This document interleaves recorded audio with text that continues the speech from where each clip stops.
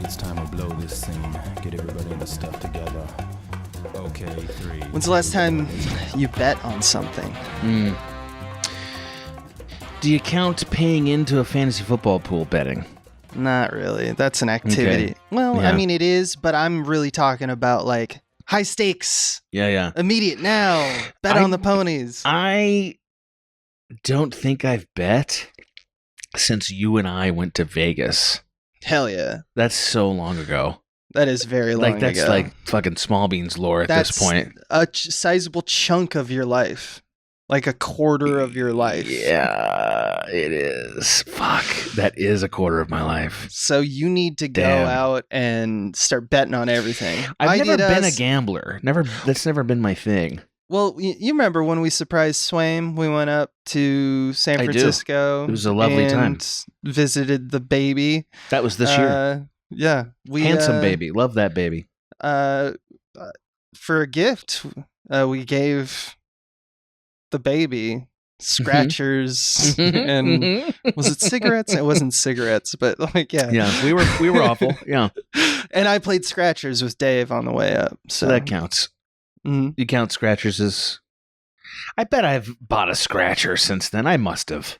When was the last time you went to Vegas? Have you ever been other than the one time we went? I went before. Okay. But no, I haven't gone to Vegas since. We got to get out there one more time, you know? Well, Dave just went to Vegas and Didn't invite it sounds us. like it sucks now because no one's there. And that's kind of part of it. Well, but I don't know. That Maybe sounds not. like wieners, in the bad sense of wieners, you know? Yeah, it's almost like we Yeah. can't just throw our money away. Yeah. 'Cause- Also, when we could have gotten an invite, Dave could have invited us. It's with Hana. It's like it's a trip. So You know how many just wanted times- to be thought of. You know how many times Hana has invited themselves into my life? Shots fired. Thousands. You know, like way more than dollars I've risked. Let's be honest. Yeah, no, I am hesitant to even send them text messages together Because because it's they'll gonna be turn it into Goblin a Town. goddamn thing. Yeah, they are a typhoon of chaos. It's like here I go. Yeah. 18 I gotta hours deal with of this texts now. Like I'm a glad cat that you feed once. Yep. I'm glad when they forget I'm a person. Because for a little while I have those peace. are the best days.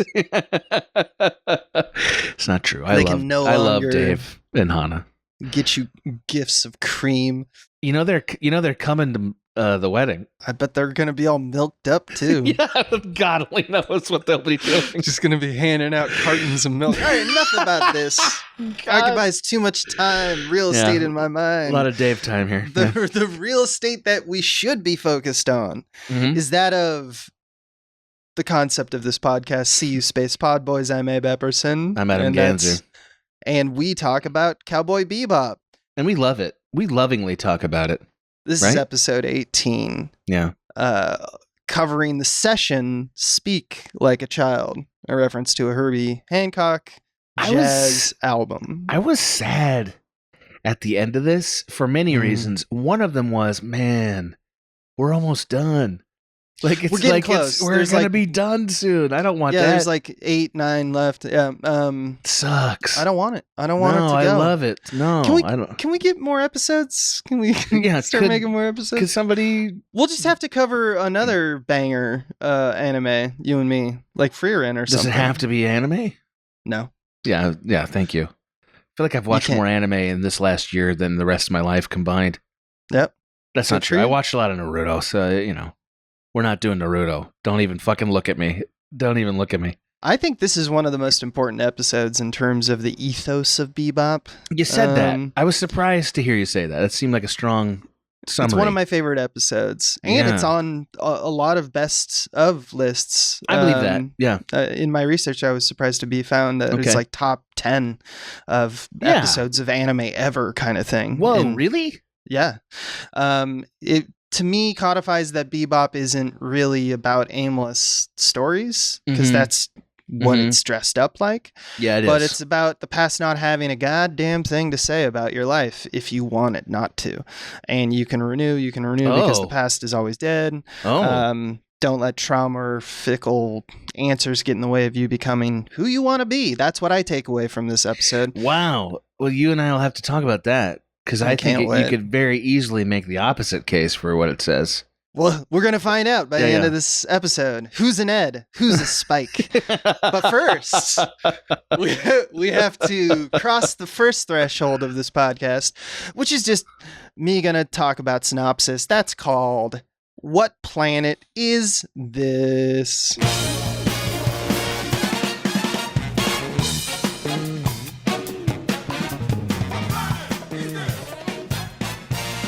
We're talking about gambling because opening image, Faye betting on the ponies, baby. Yep. She's at the horse races and she loses. And it's a beautiful little operatic soundtrack with her losing.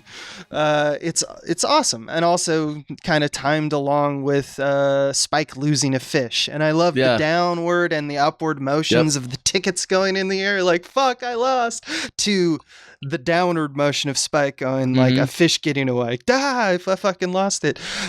Meanwhile, a do is playing in the background.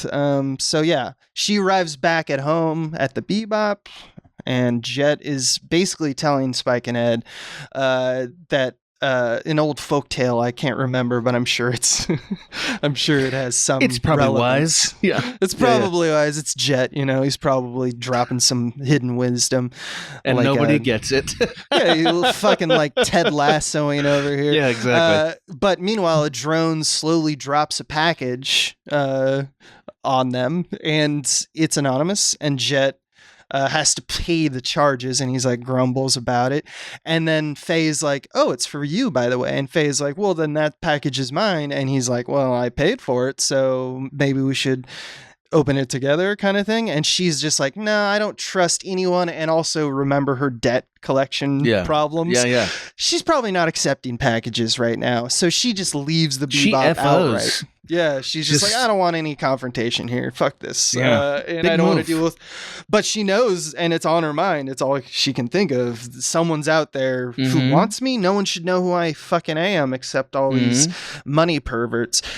So Jet is now forced to do like, okay, so she doesn't like it, and we don't really know all the details about her past. So maybe it's a bomb. Checks it. No bomb. Spike opens the package against Jet's, cautionary will. Yeah, exactly. Which is just classic. Like, I feel like we're in a Heathcliff cartoon at this point. Like Spike is, or Marmaduke rather. Yeah. Spike is so chaotic and destructive in this episode. It's like, wow. Bro. We really do see into like he's like something broke or something not obeying. Okay, kick it. Yeah, why not? It'll be fine. It normally works for him. In this episode, he just breaks everything. Right. Which is very funny. Very funny. And they find out inside it's a Betamax tape for you youths. That was the complimentary, or not complimentary, the competing VHS tape What module. Years would you say people were recording on Betamax? Late 80s, 90s, right? Was there beta in the 90s? Yeah. Okay. I think so. The people were like home video? There must have been. I don't know. Because the 90s is when I was doing it, but I was doing VHS because it won. Okay. So it had to be earlier than that. I thought it was a 70s thing. I'm going to look that up because I am curious. Yeah, no, do exactly what Ed does in this episode, which is look it up. Look it up. he chimes in basically saying like, hey, I found on the internet that this is what a Betamax is. You have to get a player. So they have to search all over the solar system. I assume he's like, there's some form of like Craigslist application for this kind of thing, a website of some kind. And Jet is basically, okay, so 1980s, it was popular. We should sell it. It's probably worth money, right? Which is hilarious. And they go to a video antique store, and the man is like the most sword boy. He's a pervert. Yeah, he's a beta pervert. Oh, I love everything. He's basically me if I had a shop. Absolutely not. Because I'd fill it. Absolutely not. Because you would enjoy trolling people like that way more than you would enjoy the simping that this dude has for tech. You would be trolling fools left and right. Don't even try this on me. I know you. You would do I'm trying that. to find a way out and I can't. So he's like, hey, why don't we take this for a test drive? Put the tape into one of my Betamax players. And it's what? A scenic port town with a young girl who looks like Faye. And it's a Did we even get that far capsule on it? Not even, but no. like that's what it looks like. Yeah. I think some of them are kind of like maybe because it was to Faye, right? So obviously he stops it because he's like, you got to pay to get the, thing, because the beta player also malfunctions because it's old tech that is no longer relevant, except for Faye, who would love it to seek some answers for herself. So Spike attempts to fix it by kicking it, much to the chagrin of the video antique store owner. Just to make a list so far of shit Spike's done. He rips open this package, which could have been a bomb. He pulls the tape out. Yeah, he of the beta, which freaked me out. Having used VHS, I was like, "What are you doing, man? That's gonna dance. Like you're one step away from it being completely fucked." He kicks the hell out of this Betamax player and breaks it. Which there are only like 8 on the earth, if that. Incidentally, Beta was made in 1974. It went into the 1980s, and this is the first time it occurred to me. Faye should have probably been 23 by the time this episode aired. Like she would be 23 as of the time this episode aired in real life. In real life, yes. Like that's her. She's actually. That's her chronology. That's her chronology. Yeah, it's the first time I ever got that, but that's right. Yeah. Gen Z. She would be an Xer. Oh, she would be an Xer. She'd be a few years older than me. I went the reverse direction. Yeah. Which makes sense. Yeah. I mean, yeah. Because we have, cryogenic freezing. She'd be 51-ish now. 50 something. Yeah. I just head over to the cryogenic place all the time on the road. I would have skipped a few years. Little. Yeah, I do a little freeze up, 20 minutes here, 20 minutes there. Why not? It's kind of like flatlining. Yeah. So yeah, they head back without Faye to find yet another beta player. This time it's on Earth, and they begin. As we have so many montages in Bebop of just like, we're on the beat, we're asking questions, what's going on, going through an old city, an old abandoned kind of city of the past, which, obviously has its own parallels to the themes of this episode. They rappelled her down elevator shafts, which I thought was like... That was awesome. Oh yeah, I forget. These guys are like fucking athletes. Yeah, they're spelunklers here. Yeah, scaling a 37 floor underground like elevator shaft and just dodging debris, crawling through sewage. They don't care. They'll do anything for money. Work. Yeah, it's a lot of work just for like the hope that they'll get like what, $1 million Wulong for this? I don't even know. Like nothing. In any case, I don't think they actually want the money, but we can talk about that in the third section. Yeah, I think they want to know the secrets. Yeah, me too. But anyway, they find the museum in the old abandoned city, and it's got a VHS and a beta, and they're like, which one is it? I don't fucking know. Which I love. I love when the future is like, what is this fucking past? Who gives a shit? So they take both of them. Because that's the obvious answer. Back at the Bebop, Spike and Jet discover that it's not compatible. And Ed informs that they have the VHS tape. They don't have... Which is very funny. They don't have... either of them were specifically beta. So they just give up. And Faye eventually loses her money, decides to call Bebop again. Hey guys, so I lost all my money. Ed tells Faye that Spike and Jet are sad, but doesn't mention exactly why. And so she's like, they must miss me. Sad about me. Yeah. That means I have to go back to the Bebop. Right. So everyone's doing things for their own selfish interest as always. Right. On the Bebop. At the same point, another anonymous package arrives, and it's for Faye. It seems to be the same sender. And it's, guess what, a Betamax player, just what we need. So they watch the tape, and Faye arrives during the playback, and so we're kind of stuck in this like, what is this? And everyone's kind of poured to the screen. Their eyes are glued. Pretty riveting.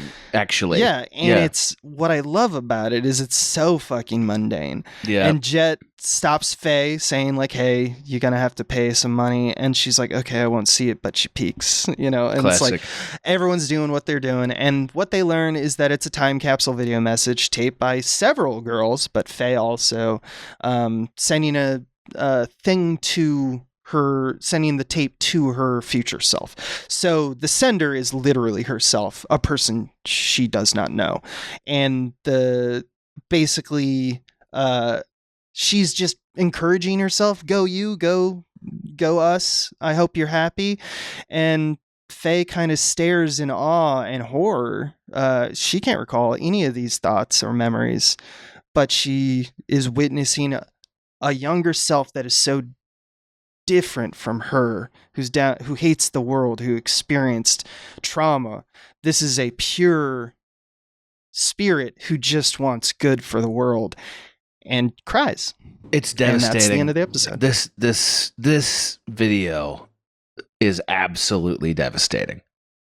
Yeah, for someone like her.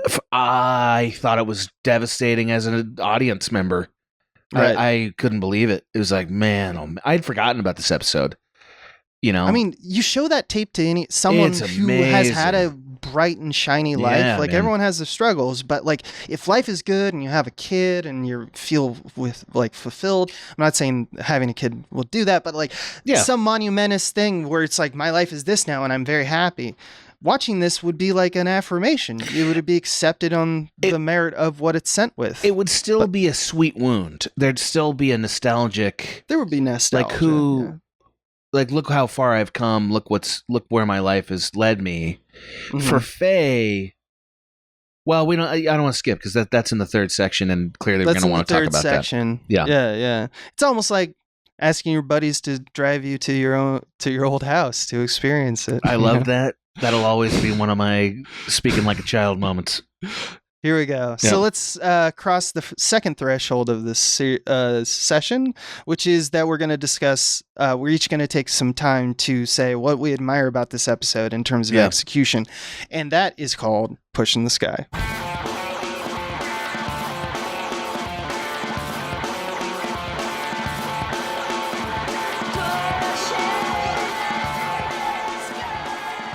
The only thing that this episode in some ways defied a lot of stylistic conversations because it's actually kind of a mundane episode.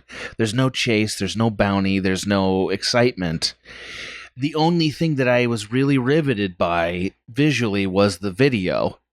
I'm like, so what does the video mean? Like, what do we learn, right? So I want to talk about what it is because it tells me a lot about what it means. Most of this video is point of view shots, almost like a horror movie, but not quite, where the camera is wandering from one place to the other in search of a subject, right? And that's actually not that easy to do in animation, right? It's a Z-axis move to create an effective feeling POV shot through a VHS lens is, some artistry, and I thought that was cool. And the choice of what the video is was a bit of a MacGuffin, but actually is, I think, it tells us what it means. That this tape is the past catching up with Faye. Confrontation with the past, yeah. And it's inevitable. And when you take the bookends of Faye trying to experience some kind of emotional rapture, right, which we get through the slow motion and the poetic like the poetic shots up top, right, through gambling, a thing that's not working, right? Gambling is the ultimate escape for Faye. It's what she runs to anytime she has money, anytime she has time to herself. It's, how can I light this on fire? Like most addicts, dopamine is often a crux to get off a drug. Why? Yeah. Because it elates the same kind of... It's not the same, but it's close enough. Yeah. That and you I can think trick for the her, body. There isn't anything... She never wants to stop running. Never. Gambling is another way of I'm still running, right? I'm still running for something. And I never want to slow down and look at anything. Because if I do, I'll have to confront the fact that I don't know who I am, I don't know why I am who I am, and I don't like who I am. Mhm. You know, those are the things that Faye never wants to look at. And so it's really fascinating to watch a VHS tape made by her that's essentially a bunch of POV shots looking for a subject. Who is this? Who am I? Who's operating camera? Where are we going? And then it lands on these kids setting up the camera on Faye. Mhm. Faye when she had friends. Yeah. Faye when she had hope. Faye when she had emotions like shyness, emotions like optimism. You know what I mean? Like vulnerability. You know, like, and the camera is very like unapologetically centered on her there. Yeah, and they have all of the Bebop people are transfixed by this. Every shot is transfixing once the video plays, right? Spike in particular, I think it's the first time we see maturity. He acts very mature in this episode, but once the tape plays, like he actually becomes Spike again, and sort of like the truth that he's contemplating is there. You can see it. Yeah, you can. And no, go ahead. No, it's just vicarious. Yeah, you can see it. He knows what it is. It's not just the vulnerability. I mean, that's what triggers it. For them, they're like, oh shit, Faye vulnerable. Oh shit, now I'm thinking of me being vulnerable. Yes. Now I'm thinking of what I have to cross. How many bridges I have to cross until I find my way. They didn't do, well, they almost did the shot of, they might have done it. I'm trying, like, they have a shot with all four of them watching the television. They didn't do a matching shot of them sitting there watching this group of friends that Faye has. Mm-hmm. You know what I mean? That would have been an interesting parallel to draw of like, this is who Faye's friends were when she was hopeful and young. You're not even worried about being a main character even. Would be a nice touch. But I think it's efficient. It's 22 minutes. Yeah, they do right. it in like a minute and a half. So it's just one of those things where this VHS tape, how can you possibly deliver on the hype of this thing is going to tell me who Faye was? Which it does do. And it really only has one job beyond here's who I used to be, and it's to tell us the story of Faye's life before that. And the story of Faye's life before that was looking for somebody to believe in, looking for a subject, right? A camera looking for a subject. And there's an optimistic thing about that, right? Like, we're going to find something worth filming. We're going to find something interesting worth filming. And so it works as for a young child to film that way, but in retrospect, it works like this haunting image of inevitability that Faye cannot fully escape. Exactly. Faye's been trying to escape her whole life because, you know, she doesn't want to know this. And then here it is. It's the lack and she doesn't know it. I'm glad you said lack of escape, because I just want to mention, because for the observation that I had this episode, which you can do now, go for it. Literally the same sequence, because of course. I just want to point out, because I like how you kind of already covered what's on the tape. I want to talk a little bit more about some of the maneuvers that are outside of like what Bebop, the show, is showing coverage of all these reaction shots, right?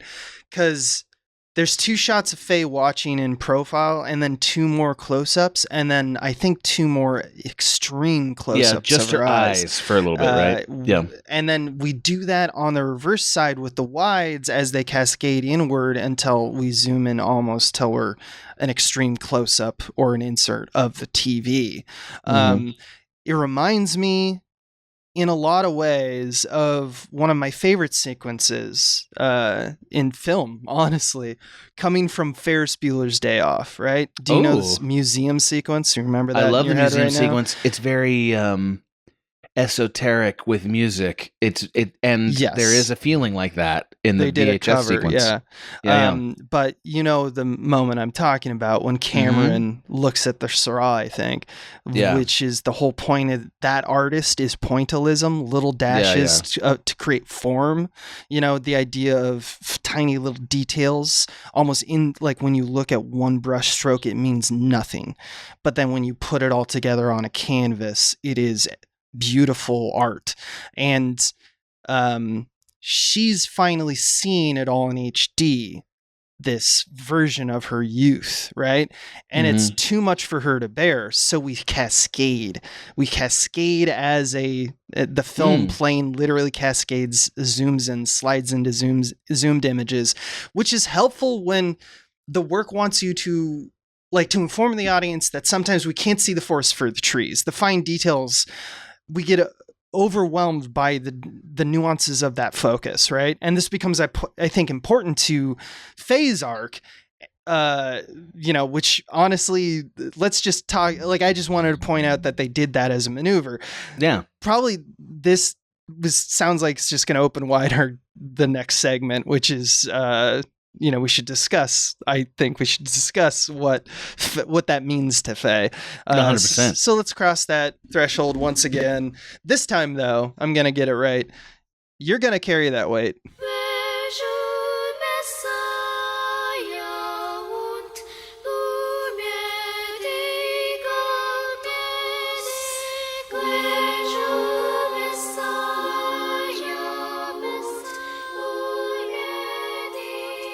One thing that stands out to me about this episode is it's all a metaphor in some ways. It's not a metaphor in that the things literally happen, but it's a metaphor about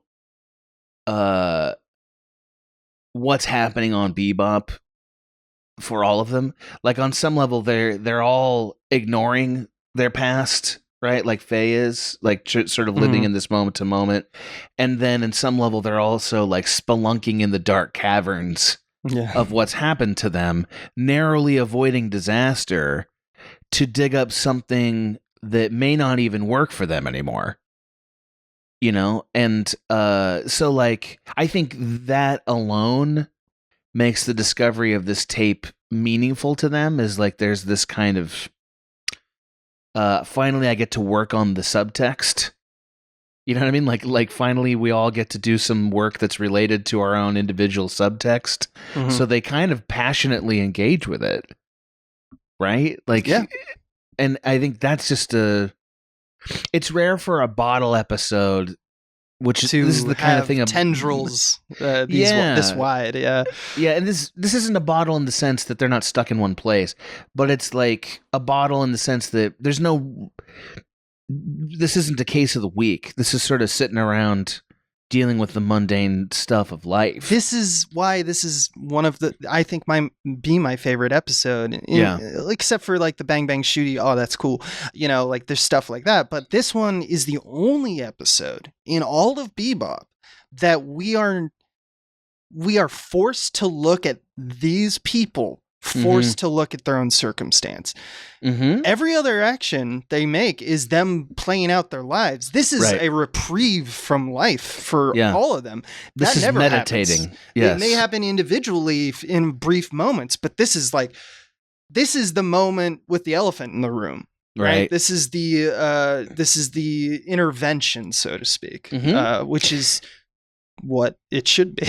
Yeah, it's the kind of episode that, I mean, certainly when you watch it, the payoff at the end is wow, this went way harder than I expected it to. Yeah. There's a lot to it.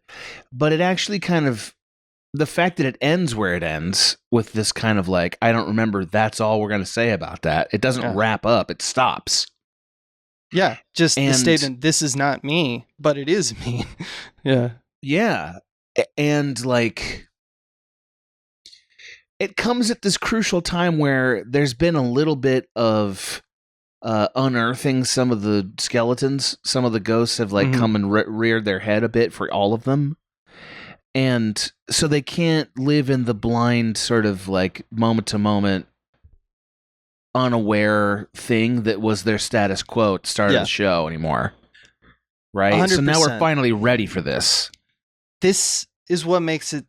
This is what puts the context here to me, or what I got from this rewatch, is that this is Faye seeing Faye with no oppressors. Her past is mundane. It's hopeful and lovely.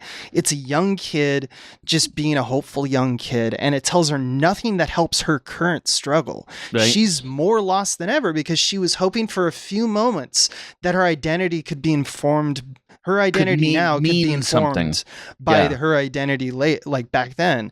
And guess what? For all humans ever, fucking that's never been true, right? She realizes she's now in her second story.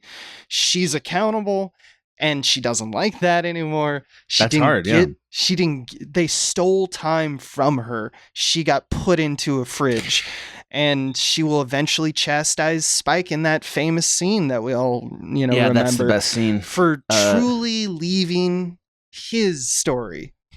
She hates that. Yeah, we're going to have to talk about that because this watch of this episode was the first time I realized why Spike and Faye couldn't work.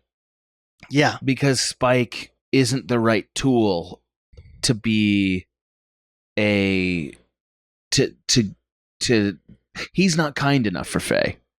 Yeah, he Faye kicks needs somebody kinder. Yeah, to solve he problems. breaks things, and he can break things, and she can't really deal with that. Yeah, Julia, almost fixed him, started to show him the path. He never learned from Julia. Right. And she's not there to be his taker or keeper, and he's never going to help her with her problems. There's no vulnerability between the two of them until that final moment where he just basically says unilaterally, "It's over. Yeah, I'm gone." I think everything you said about Faye's self-perception is 100% true. But she didn't just lose time. She lost a person that was beautiful. You know what I mean? Like, the person that Faye used to be was a beautiful person. That's kind of all of us, though, right? We're all, when we're children, we're the best versions, right? Aren't we? No, I don't think so. No, I guess I don't think that's true. Yeah, I mean, you can grow, but, like, the pure potential of it all. Everyone has that nostalgia for that. There's right? potential, but I think it's more that there's she has joy in her life. She has joy, she has friends, she has hope. She looks forward to the future instead of burning it to the ground the minute she can. Mm-hmm. Like Faye's running from every direction there can be except the present moment. She can't deal with the past and she can't deal with the future. Yeah, these are all defense mechanisms because we often build any form of defense against the idea of being vulnerable. When you're vulnerable, you're open 100%. to attack and all that. And she doesn't want to be ever open to attack. She can't afford it. Attacked before. Yeah. Yeah, she can't afford it. And I know what that is, and so do you. So, like, it's recognizable. It's why we love it. But also, I think it's reasonable to mourn not the innocent child, but to mourn the person who had hope. Mm-hmm. You know what I mean? To mourn, like, a life that's gone. I don't even remember it. That is very painful. That is very painful. It's one of the things I love so much about my fiance. She's very... There's just a kind of like tunage to that. She's just so gentle and sincere in ways that I have lost. I've lost those things, and she has them still. And I love that about her. Yeah, I love that. Yeah, I love also because we keep talking about her perception of, what is reality? Is it just harmful? Am I optimistic? All this navigation.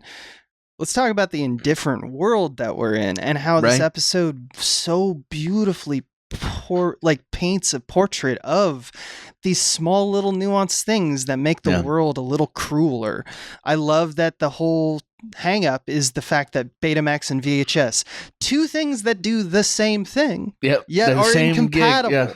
Incompatibility. Because the world will not give you a fucking when Spike's spooling out the Betamax tape. Their interest in the bounty itself. The video store clerk's love of old soap operas. There's a through line here. And that through line is that the most important thing to you sometimes, we convince ourselves all throughout life, and that's not a bad thing.